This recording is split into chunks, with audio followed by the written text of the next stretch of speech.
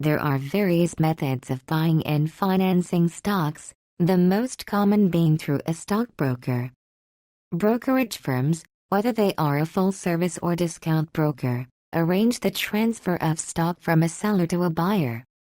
Most trades are actually done through brokers listed with a stock exchange. There are many different brokerage firms from which to choose, such as full-service brokers or discount brokers. The full-service brokers usually charge more per trade, but give investment advice or more personal service. The discount brokers offer little or no investment advice but charge less for trades.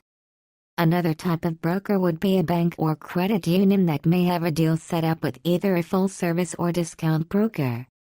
There are other ways of buying stock besides through a broker. One way is directly from the company itself. If at least one share is owned, most companies will allow the purchase of shares directly from the company through their investor relations departments. However, the initial share of stock in the company will have to be obtained through a regular stockbroker.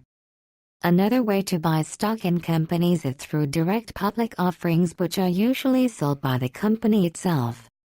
A direct public offering is an initial public offering in which the stock is purchased directly from the company, usually without the aid of brokers.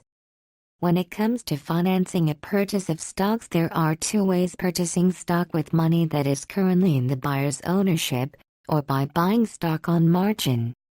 Buying stock on margin means buying stock with money borrowed against the value of stocks in the same account.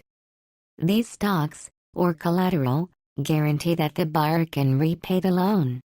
Otherwise, the stockbroker has the right to sell the stock collateral to repay the borrowed money. He can sell if the share price drops below the margin requirement, at least 50% of the value of the stocks in the account.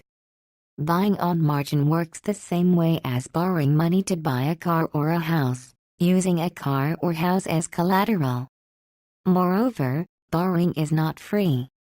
The broker usually charges a 10% interest.